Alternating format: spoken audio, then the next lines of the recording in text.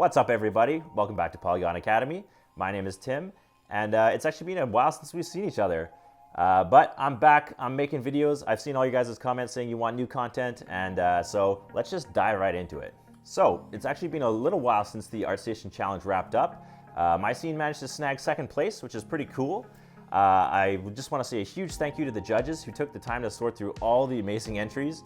I think there was over like 300 in the environment art category alone, which is just insane, the amount of people that showed up to produce just badass art. And of course, a huge congrats to Rudy, who took first place in the environment category. He really went out of his way to help me with my trees and grass in my own scene, and it's truly a well-deserved win for him. And I just wanted to say thank you again to Rudy, and of course, a well-earned first place. So today's video, we're gonna be doing a bit of a post-mortem or a breakdown on what went right, what went wrong, and lessons I've learned over the course of that challenge that I can now apply to my own personal workflow or even what I do at work on a daily basis. I find after any long production or any intense period of work, so maybe you're working on a portfolio piece, this challenge, or definitely a lot of the time after I finish a multi-year production on a game, I like to step away for a bit. And sometimes after a game, I'll even take a month to go travel, scuba dive, just do anything but game art, and indulge in my other hobbies, maybe go snowboarding, stuff like that. And that way, after you've taken some time off and kind of decompressed, you can come back and look at your project that you finished with a bit of a fresh perspective. And that way you can kind of look at it a bit more objectively than when you're in the moment, you're in the trenches during the course of the challenge, and like metaphorical gunfire is flying over your head as you're frantically trying to get your props or characters sculpted up. And a lot of times you're so stressed and just trying to hit that deadline that you get so honed in on it. It's kind of hard to look at things objectively and say, oh, hey, maybe I could have done this differently, or maybe that wasn't the best way to approach this. And but by taking some time to, like I said, decompress and then come back to it with a lot more of an objective mindset of say, okay, let's take a look at this as a whole, and what did I really do well, and what did I maybe not do so well that I can, if I have to make something similar in future, how would I tackle it differently? So this post-mortem, we're going to kind of take the good old turd sandwich approach. That's, we're going to look at something good, something bad, and then finish with some good points. So it's that way you can kind of stay motivated to actually roll on to your next project. So one of the first things that I found really went right was the decision to actually document the whole process, create the tutorials. Like I said, your guys' feedback has been amazing. Seeing people say that they've learned stuff that they're now applying to their own workflow is phenomenal, and it keeps me inspired to keep making videos for you guys. But it had a nice side benefit of creating a lot of visibility for my thread in the challenge, actually. Every time I would do a work in progress update, I would try and jam as much useful information in it as possible for you guys. And that had a nice benefit of creating this kind of positive momentum of comments and likes and stuff, and all that engagement actually pushed my thread up through the ArtStation algorithm, which in turn got more eyeballs on it. Which was just really cool, and actually I managed to double my ArtStation following over the course of the challenge. Now, I know a lot of people, they like to say, oh, I don't care about the likes, I don't care about the followers, and to a certain point, like, that's totally cool. Like, if you don't care about social media, that's fine, but to completely ignore it in 2019, especially if you're trying to market yourself as a digital artist and get a job, is not too good. I would highly recommend building an online presence. And by participating in challenges like these, you get a lot of eyeballs and people looking at your work, because everyone's checking out all these different challenge threads at that one period of time. So I often see students or junior artists, they like to say, oh, it's so hard to get noticed on ArtStation, it's so hard to build a following, and it can definitely be rough when you're starting out, I'm not gonna lie. If maybe you have one piece of art posted and 10 followers, it might seem like this impossible chance for people to actually see your work. But I gotta tell you, if you are, let's say you're an art student, and you have a 2 or 3 year diploma that you're gonna be working on, and you start getting involved in community challenges, and then every time, 2 or 3 times a year, so let's say you jump into every challenge that you possibly can, and you start really hammering as much quality into your work in progress threads as possible. And every time you manage to, double your ArtStation following, soon that 10 becomes 20, that 20 becomes 40, etc., etc. Over, the course of a 2 or 3 year period while you're in art school, you'll probably have built up enough of a following on ArtStation that when you actually go to post your final portfolio, you'll have probably enough followers and get enough engagement to actually start pushing your work up through the trending page, because that's literally how the algorithm on ArtStation works, is the more feedback and likes and engagement your work gets, that's how it pushes it into trending. And that's where art leads and art directors love to hang out, because that's, it's easy to click on the trending tab, see some really badass artwork. So if you've already invested all this time building an audience and a following on ArtStation over the last couple of years, starting from zero like everyone else, like I started from zero, Raphael Lacoste started from zero, everyone starts from zero. And so a lot of students, they say, oh, there's no chance of me winning the challenge, or, I'm definitely not good enough, so I'm not even gonna participate because it's just too intimidating. And that couldn't be like the worst, that could be the worst decision of your life. Because just by getting involved, you're gonna get a bunch of eyeballs on your artwork. Like for me, I know I'm now following a bunch of new students that I came across just because I dived into their work in progress threads, saw their potential as an artist, and thought, oh, this person's gonna be really good. I'm gonna hit follow. So, now every time they post artwork, it shows up in my notifications tab. I can kind of dip in, check in their progress. That's awesome. And then maybe one day if the studio I'm working at is, hiring, or we're looking for talent or something like that, I remember that person. I've seen them develop as an artist. Let's hit them up and see if they want to come on board. Like I said, you never know who's watching, and it's just a great way to get a lot of eyeballs on your work, because during those challenges, everyone's so focused on their category. They're diving into other people's threads. Oh, what can I learn here? What can I learn here? And it's just a great way to get a lot of exposure, even if you're a junior or a student, and start building that community engagement and those good habits of sharing your workflow and sharing tips, because producers and art leads, they love to see that you love to share information and don't just sit there hoarding it. The person that's like, oh, these are my rock sculpting techniques, and if I share them, then I'll give my competition a leg up, or I'll, maybe I have a job and that's the only thing keeping my job. And I can guarantee you that's a horrible mindset to have. So, like for me, I just wanted to share as much as possible with my tutorial videos. And like I said, it only helped me rather than hindered me by growing my ArtStation. My work showed up in random recruiters, LinkedIn and Facebook threads, and I actually had multiple job interviews going. And during one of those interviews, I was actually there. They asked me, "Hey Tim, how would you go? What is your process for building an environment?" And so I had my ArtStation was open on a big screen in the meeting room, and basically I started I like to block it in, and then I was like, wait a minute. Within 2 clicks, I was in my work in progress thread. I scrolled all the way down to the bottom, and just slowly started scrolling up through the thread and saying, well, see, I like to use references. Here's my mood boards. Okay, cool. Oh yeah, I like to block in the scene, focus on composition, do a little like rough lighting pass to see the forms of the environment. Scroll up a little bit more. Okay, yeah, you can see here that I've broken it down into modular pieces. And like at that point, they were like, okay, stop. Like you don't need to go into any more detail. You clearly know how to build environments, and let's just move on through the interview. So I was able to show rather than just sit there and try and in the moment come up with something. And like I said, for art jobs, it's always what you can show you can do, not just what you can say you can do. So having this history, if you're an art student, and having this history of these big, long work in progress threads, that's something you can actually just in an interview bring up and point to and say, yep, look, I know exactly what I'm doing. Like, you want to portray yourself as an expert, right? So if you have something that you can just show it to them and scroll through it, they're instantly going to see you as more of an expert in your field than if you sit there in an interview trying to, kind of explain, oh, well, I like to do this and then I like to do that.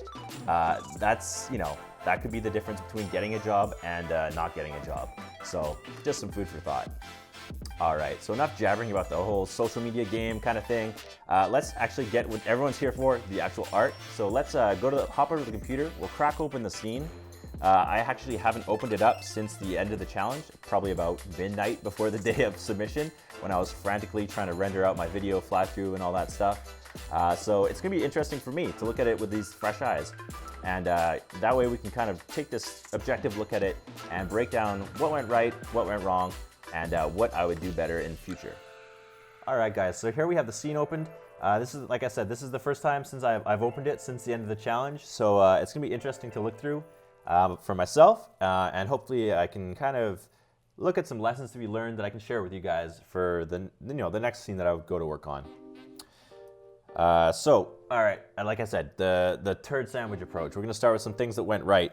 For some of the good aspects of my scene here, I think actually we can crack this open and make it full screen so it takes up the whole screen for you guys. For me, one of the strong points of my scene, and something that a lot of people picked up on as well, was the lighting and the atmosphere. I think that definitely helped really tie things together in terms of the overall vibe of the environment and showing off all the different kind of details and shapes. There was a nice balance of interesting shadows and highlights that kind of leads the eye through the scene. So for me, that was one of the things that I enjoyed doing most, is lighting. And definitely had a lot of fun doing that, and just using things like, the shadows from the trees to create these interesting compositional areas of light and dark. Another one of the things that I thought went quite well is the use of a lot of polygons for creating actual, geometry meshes instead of relying on a lot of textures. That did have its own downsides, which I'll go into in the what I would have done differently section. But by having all these 3D polygons and geometry scattered throughout the scene, like these little bricks here on the floor, and especially like these chunky stairs, had a lot of like break up to silhouettes and a lot of opportunities, like here on the right hand side. You can see the bricks and these top panels here. A lot of opportunities for little highlights and just the light and shadow to fill in all these cracks and really give it a lot more of a physical feeling to the space. Which I thought was a nice added benefit. And I know a lot of games, like I said in the first part of the series, like Dark Souls and God of War, they do use quite a lot of geometry to really show the chunkiness of all their ruins and stuff like that. So that's something I definitely enjoyed working in that process, because like I said originally, a lot of the games that I've worked on in the past rely a lot on tiling textures or trim sheets and stuff like that to give the illusion of detail while maintaining a pretty strict polygon count. So for a personal scene like this, it was kind of nice to go nuts with the geo, and it still maintains itself at about it's a pretty solid 30 frames per second. So it's not too bad. But yeah, if you run around, you really get this nice chunky feeling to everything, and I think that was a nice aspect of the scene itself. Another positive thing that I would say about this is I kept it extremely contained.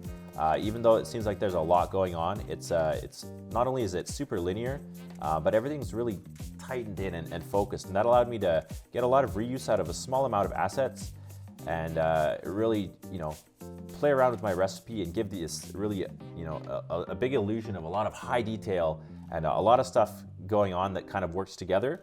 And I didn't have too big of a scene to try and fill out. Like a lot of the scenes I saw were like massive castles or massive landscapes that had to be filled with detail. And I think by keeping it to this small kind of like in terms of scale and scope, I think that was an added benefit, because it gave me time to actually focus on creating these higher detail meshes and let them kind of fill in the scene and get a lot of reuse. So my time was spent on creating just assets that I felt were a decent level of quality but could be super reused, and that way I didn't also have like a million assets that I would need to create that would have spread me too thin while producing the scene. So one of my favorite assets that I created is the Torii Gate. It's a nice pretty high detail piece, and what I would consider probably like one of the few hero props in the scene. If I back out of here and so we can zoom in here, this was a nice opportunity to inject some different materials into the scene rather than just concrete or brick. Like I got some metal going on these details here, and some painted peeling wood, all that kind of fun stuff. And this was a really fun asset that I just got to sit down and work on. A lot of people always ask people, oh, how long should an asset take? And it really depends on the asset, your level of experience and stuff like that. So for this piece, this was a great piece to just take an evening and sit down and bang out. But it doesn't really matter how long something takes you. It's the final quality that you get to. So I think for an evening's worth of work, which was kind of like the time I had allotted in my roughed out schedule for this, it turned out pretty good. And it was fun doing the sculpting of the high poly for the wood. I made a little tutorial for that, so that was just like another little piece of content that kind of spun out of that process.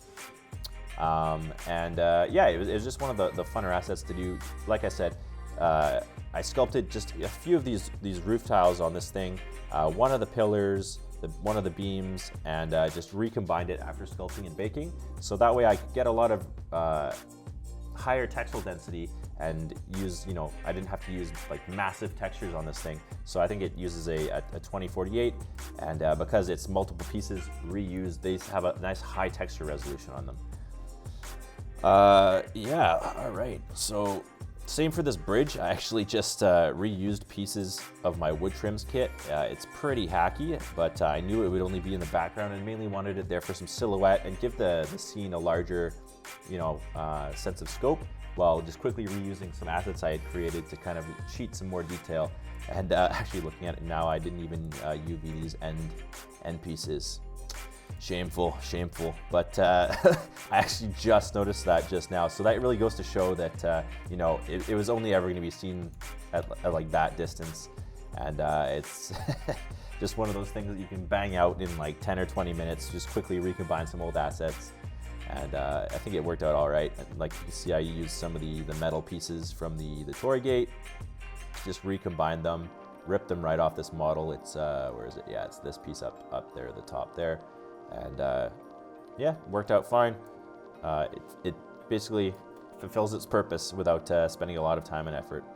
So that was something that went really well with the scene. Is the more pieces I had created, the more I could kind of either like break them apart, like these little rubble chunks here that I painted around. They were just part of these tiles. That same thing for these. I ended up using them up here, so a lot of reuse, and that was one of the strong points of producing this scene. So another like a positive point that came out of working on the scene is it pushed me outside of my comfort zone and forced me to make some foliage, which I hadn't done in a long time. And again, thanks to Rudy for all of his advice on those, on the grass and the trees and stuff like that. Yeah, I'm pretty happy with the overall feeling of the scene in terms of how it feels really overgrown and kind of chaotic in terms of the foliage. But to start going into some of the more like the negatives, what went wrong, is I definitely should have started on the foliage sooner in the project, because it is one of my weaker points, and that way I probably would have ended up with a bit better looking grass and trees. Like the trees, they kind of hold up when the camera's moving. That's fine, and the bark looks cool and all that stuff, but like if you ever stop and like actually look up, they don't look that great.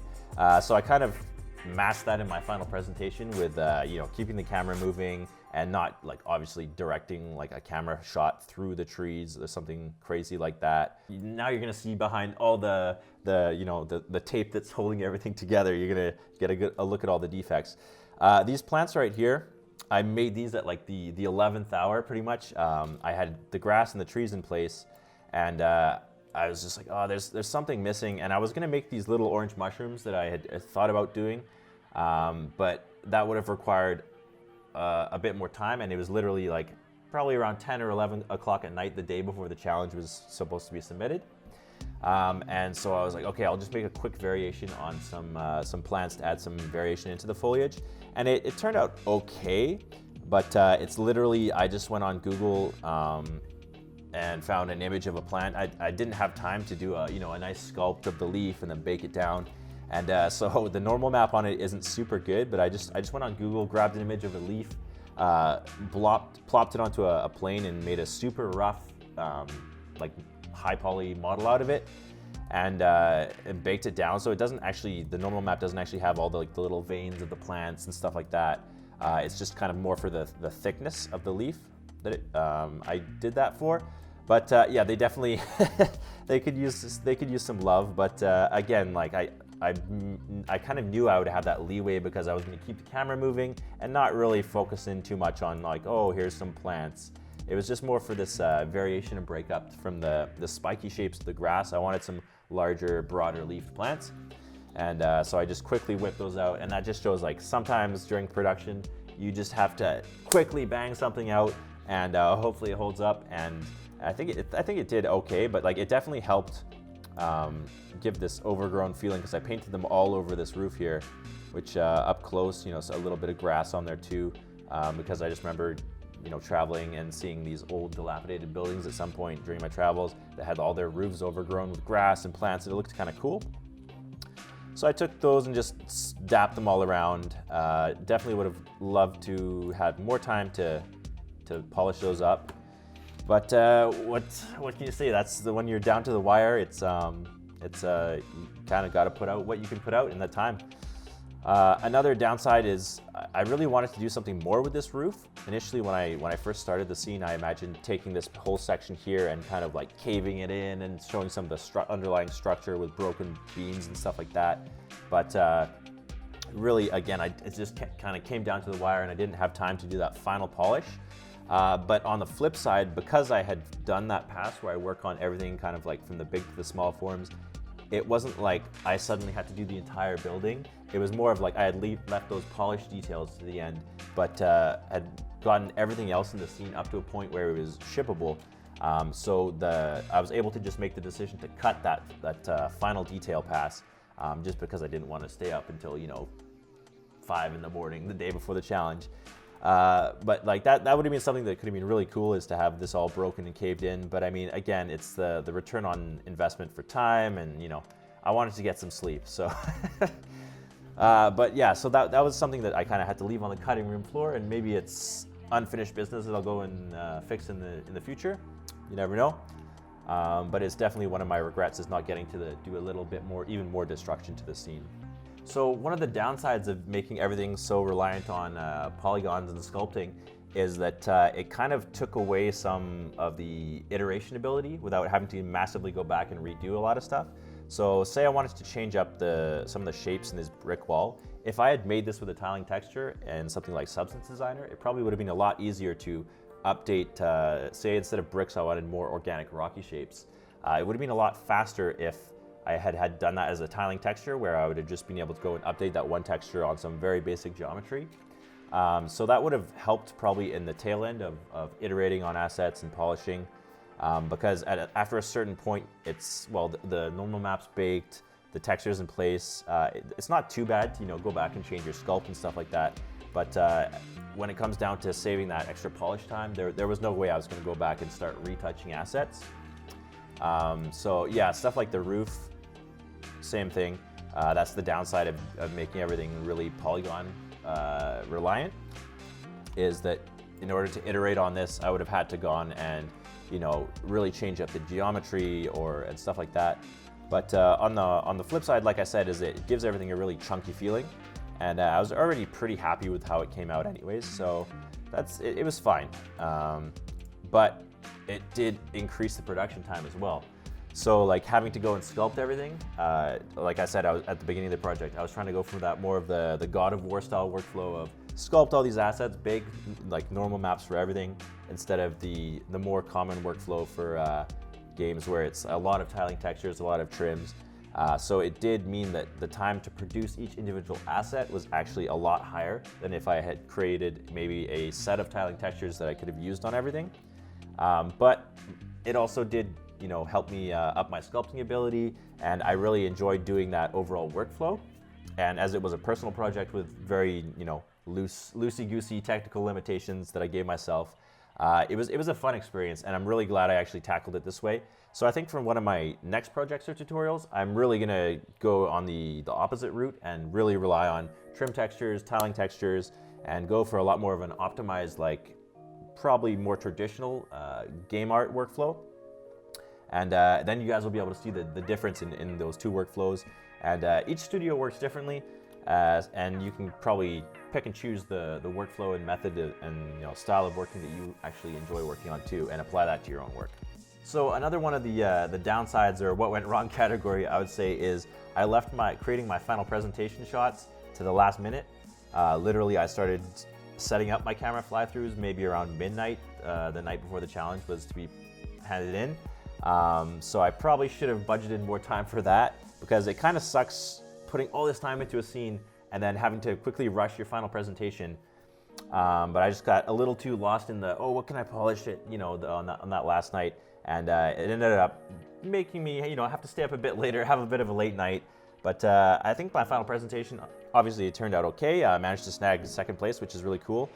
But it could have been stronger, and there were really, really awesome presentations in terms of formats that I saw people putting out, with a lot of really cool, focus on their materials in terms of like shader balls or little animated images of, little camera passes and stuff like that, that were super, super cool. I was planning on doing some of that stuff, but literally by the time I was done my final presentation shots and rendering out the video and editing it in Premiere and uploading it to YouTube, it was about almost 4 in the morning, and I said, you know what, it is what it is. I'm just gonna put it out there. It feels good to be done with it, and I accomplished my goals. So yeah, it was one of those things you're like, oh, what if I had done this? What if I had done this? It could have been even better. But at a certain point, you just gotta, I'm done and walk away from it for a bit. So yeah, for me, I did 4 key kind of images that show the overall look and feel of this scene, I feel. And there's no super up-close detail shots that would have maybe, showed some of the weaker elements, like, if there's some texture stretching here, or there's, just little things. By doing like these larger, bigger shots, it gives a real sense of the overall environment. And I think it definitely feels like a game environment you could explore, which I would put in the plus column. Just the way that the scene's laid out, and it's kind of tightly focused with a clear path, which is kind of cool. But yeah, like, I definitely would have liked to have had some really cool, like, spinning shader ball images or something like that to show off some of the materials. But at the same time, I managed to do the YouTube fly-through, which was cool, and the vlogs, which were the the most important part for me anyways. And then you can see I tucked my breakdown shot down here at the bottom, because I was like, I suppose I better show the individual pieces, which you can see this is literally all of the assets in the scene that make up the scene. So it's actually not that much, but this shot was really, last minute. I was like, okay, I gotta show a quick breakdown of all the different assets, and it's a little half-assed, this shot, but that's why I just tuck it down at the bottom, so anyone who's interested can see how the scene's made, but really the focus is on the final presentation shots. So final presentation probably could have been a bit better, but I needed to sleep. Another thing that really helped with the production of this scene is my decision to use tools to make my life easier. And as I've said 1,000 times in the past, I'm a big advocate of working smarter, not harder. And one of the best tools that I used during the production of this environment is the moss shader. Everyone's been asking about it in the comments. Oh, how can I make the shader? Or, where did you get the shader from? And I'm happy to say that my buddy who made it, Lincoln, he actually just released it as a product on Gumroad. So he put together a super, super awesome, powerful master prop shader that you can use in Unreal for a lot more than just adding moss or snow on top of things. So you can see I literally used it on almost every single object in the scene, like everywhere where you see moss, on top of the rocks, on top of the stairs, on top of the torii gate. It's just used literally on almost every asset in the scene, and it saved me so much time rather than having to go in and manually vertex paint in moss, or paint it into the diffuse textures or something like that. That would have just made changing things a complete nightmare. So if I wanted to change the overall mood or vibe of the scene to not be covered in moss and say maybe covered in snow, so going to have to edit a bunch of assets would have just been a nightmare. But now with this shader, if I wanted to make this scene like super snowy, I would just change the lighting to look a bit colder, and then plug some snow textures into where the moss are, and everything would just be covered in snow, which would be really cool. So I asked him if I could get a discount code for you guys on his shader. I was like, hey, you mind giving me like a 10% off code or something like that? And he was like, no, I'll give him 25% off. So I'll leave a link below to a video that he created that gives you a big overview of the shader and has a link where you can buy it. But if you use the discount code Polygon at checkout, you guys can snag yourself 25% off the shader. It's for the first 50 people that decide to pick it up. So if you're looking at it and think, oh, this could be super useful, make sure you snag it and just use the discount code Polygon, and you'll save yourself a little bit of cash. It's not super expensive, and it's already, for me, saved me so much time that I actually can't see myself working without this shader in the future. So big thanks to Link for the shader, and I know if you guys decide to grab it, it'll save you a ton of time on your future environments. So to end this on a positive note, one of the best things about working on this challenge and this whole tutorial series for me was actually making sure I finished the scene. By saying that I was going to do something and then start documenting it on video for you guys and making all the tutorials, it was a great way to give myself a kick in the ass to actually finish a new portfolio piece for myself. And it felt really good actually, you know, when you hit that final upload button to submit your work, and it's, you know, that feeling of like, oh, I started something and I finished it. And I know a lot of beginner artists, they can sometimes struggle with that, the feeling of like, they either move on to another project and leave something abandoned, or, you know, they feel like they're not progressing as an artist. And my biggest takeaway from this was, you know, the feeling of actually finishing something is a great way to kind of start this positive momentum. Like, now that I've started this and started the Polygon Academy project, I'm only more inspired to make more videos and more art, and you know, kind of keep embracing that creativity that would have normally maybe kind of like petered out after the challenge, or, you know, oh, I'm going to take a break and play video games, blah blah blah, whatever. But it's great to actually, that sense of accomplishment that you can start instilling in yourself, and completing something on a deadline is a great way to do that. I know a lot of art students are probably familiar with that when they're, you know, burning the midnight oil to get their portfolio pieces done for their teachers or whatever. But definitely participate in the next challenge if you want to give yourself a bit of a kick in the ass, and have a bit more of a rigid deadline than just, oh, I'm going to create a new portfolio piece that'll maybe be done in 6 months.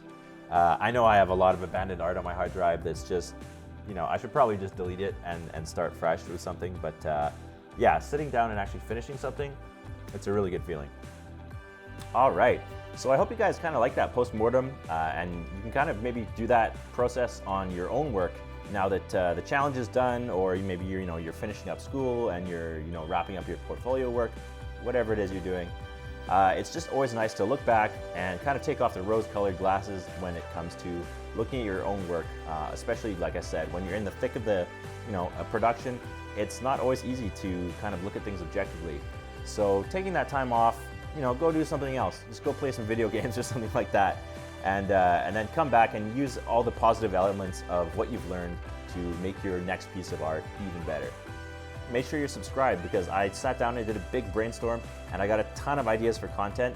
Like I said, I want to start putting these videos out consistently for you guys. I've seen all the comments asking, oh, when's the new videos coming out? I can't wait for more content, all that stuff. And now that I've got a bit more free time, I'm going to sit down and start hopefully putting those out on a more regular basis. And so yeah, just make sure you're subscribed. They'll show up in your YouTube feed or your Facebook feed if you're watching that there.